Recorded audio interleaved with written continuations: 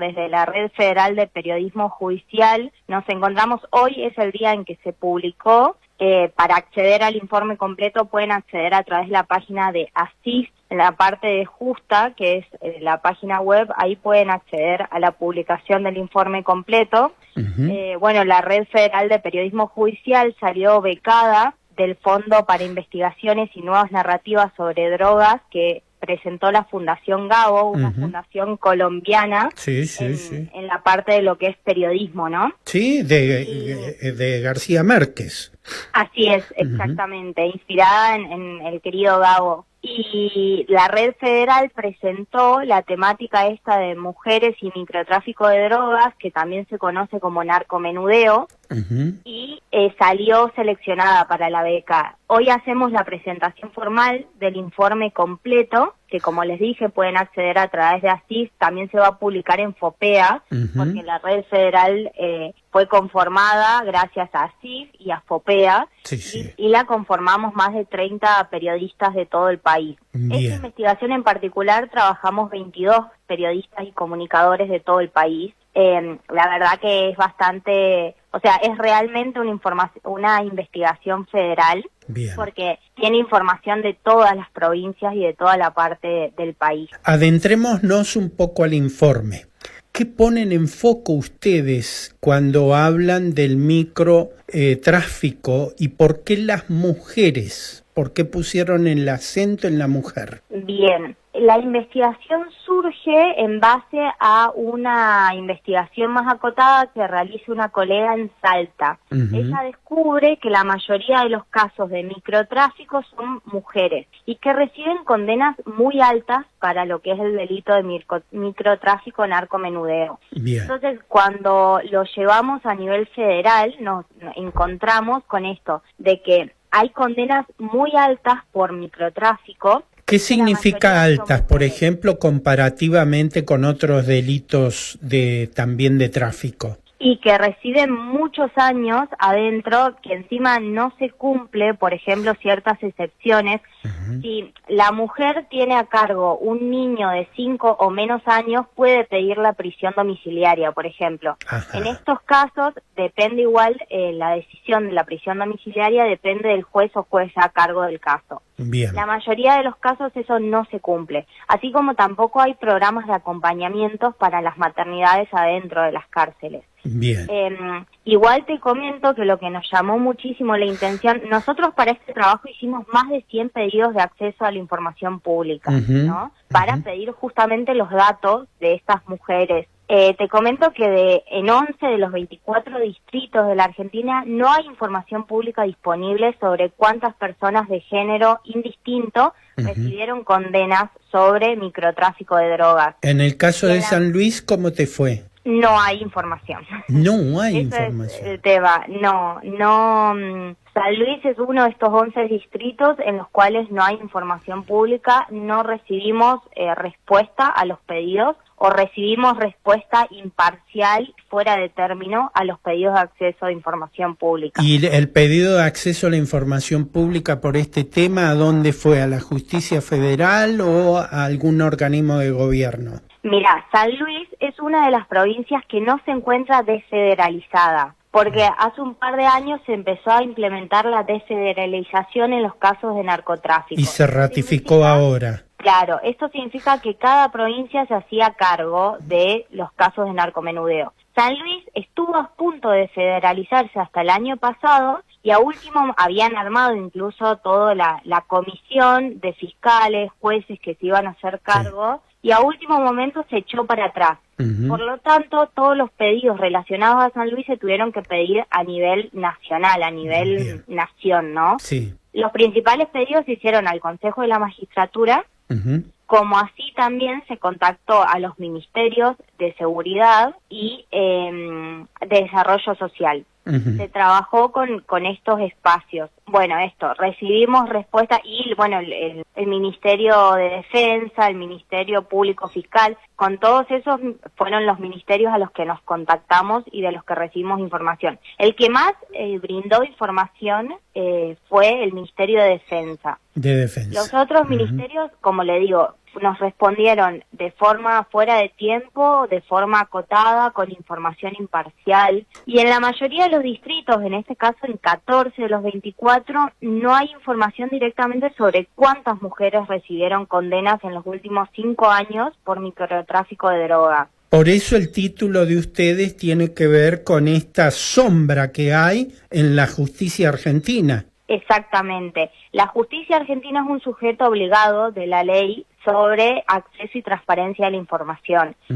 Por lo tanto, esto implica una falla gravísima sobre que no haya información accesible para este tipo de temas, como otros temas que tampoco hay. A esto nos referimos con el punto ciego. El punto ciego. Primero claro. nos referimos con que la justicia no las ve, no ve a estas mujeres condenadas, y por otro lado con que es un punto ciego al que no se puede acceder, que no hay información. Claro. Pero, sin embargo, de los espacios de los distritos, lo que sí hay información, por ejemplo, Cava, Misiones, Neuquén y Salta, sale que cada vez hay más condenas a mujeres por microtráfico. ¿Vos te has preguntado o en el trabajo estaba prevista la pregunta de por qué la mujer es sujeto utilizado por las mafias de tráfico para este microtráfico, para el menudeo? ¿Por qué la mujer? Sí, lo trabajamos, Oscar, porque justamente esto, cuando uno estudia casos de narcotráfico, se da cuenta de que la mujer es el eslabón más débil, ¿no? Ajá. Y lo digo porque esto es el eslabón que se encarga del microtráfico. ¿Qué es microtráfico? Lo defino así como muy rápido. Es esto de vendedoras domiciliarias, transportadoras, suministradoras de dosis en la cárcel y acompañantes.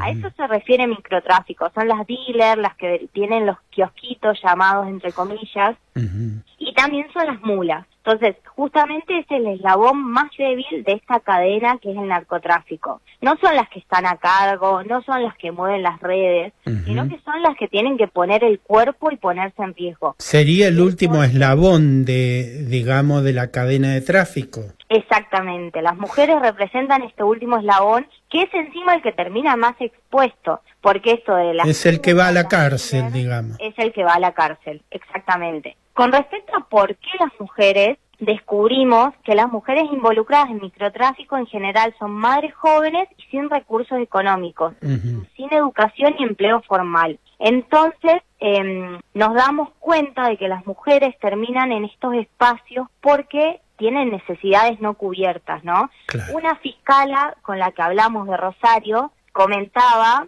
que trabaja en este tipo de casos, decía, no son narcos, sino que tienen hambre y frío. Esa fue una abogada que se encarga de esta parte, que es la única mujer en la defensa pública de la nación en Rosario. Y ella dijo esta frase, no son narcos, tienen hambre y frío.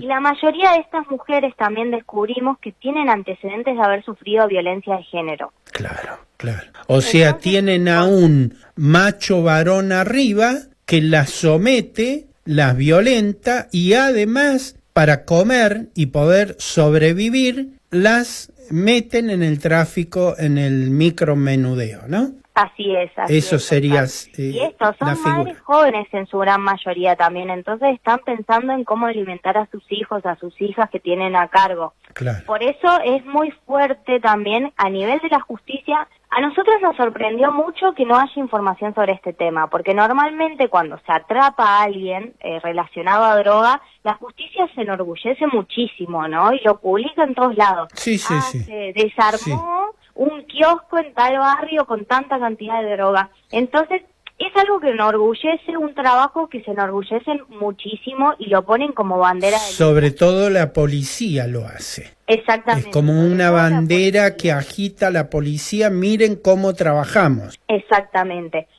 Por esto nosotros pensamos que íbamos a conseguir muchísima más información de la que en realidad conseguimos. Pensamos que iba a haber muchísimo más números de los que en realidad conseguimos. Y también nos llamó la atención esto de decir, bueno, pero ¿quiénes están detrás de esas condenas? No ¿Quiénes aparece. están detrás de estos kioscos de que, bueno, sacamos tanta cantidad de droga? Pero ¿quiénes estaban ahí y por qué estaban ahí? No aparecen sus nombres, no aparecen sus historias. Y esto también es lo que fue una de las principales conclusiones del informe. Es decir, bueno, estos son madres en general y no tienen recursos, pertenecen a barrios periféricos. Una de las crónicas, el informe tiene 4 crónicas que son historias de casos particulares, de mujeres particulares, ¿no? Y por ejemplo, uno de los casos fue Maribel Rodríguez, que ella aceptó ser mula, transportar en su cuerpo 998 gramos de cocaína entre Bolivia y Argentina a cambio de $700 que ella necesitaba para una cirugía de su hija. Wow. Ella terminó presa por esto, ¿no? Y tiene una condena bastante grande. Entonces, estos casos no los sabemos porque están ocultos o esto porque nos enteramos que la condenaron, pero no sabemos por qué la condenaron o por qué estaba en esa situación, ¿no? ¿Y quién está detrás de ella, no? Claro, y exactamente eso, ¿quién estaba detrás? ¿Quién era el líder? ¿Quién le pagó porque transportara? Claro. Porque al final no nos interesan los grandes narcos, nos interesan los eslabones más débiles. La otra pregunta que te hago, y ya para cerrar este interesante trabajo, que te lo voy a pedir, por supuesto. Por supuesto.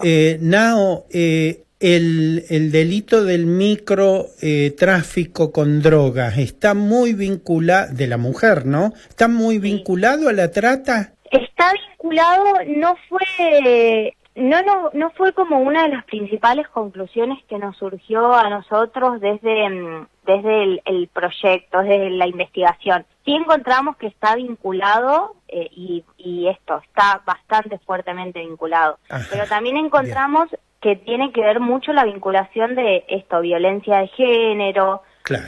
Madres que intentaban alimentar a sus hijos. O sea, pobreza, indigencia, hambre, juventud, madres jóvenes, niñeces, digamos, abandonadas o en estado de muy abandono y narcomenudeo. Exactamente, esta idea bueno, pertenezco a un barrio periférico, no tengo una educación ni un empleo formal y tengo hijos a cargo, ¿qué hago? Bueno, me vuelvo una vendedora para poder alimentar a mis hijos o me meto a estas redes de narcotráfico para poder darles de comer a mi familia. Esto fue como una de las principales conclusiones y de los puntos, y por eso nos pareció interesante, primero, realizar la investigación, fue como bastante fuerte, y segundo, que se dé a conocer. Por eso queremos brindar entrevistas, que la gente lea el informe, que otros medios lo tomen. Hoy salió publicado en Clarín y vamos a continuar en la difusión de los medios. Por eso te agradezco muchísimo el espacio, Oscar, y te comparto el informe completo,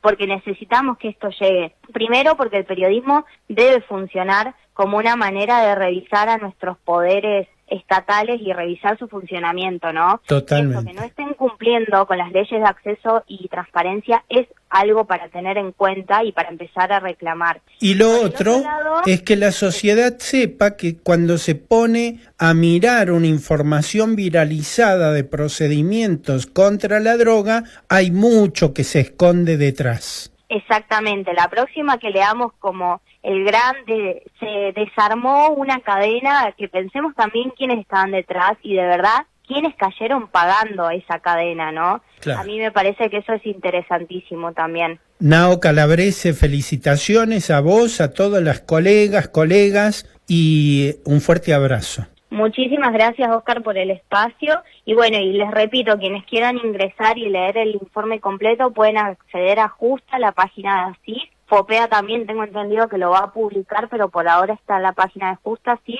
Y bueno, y léanlo, compartan, porque es información muy importante que me parece que debe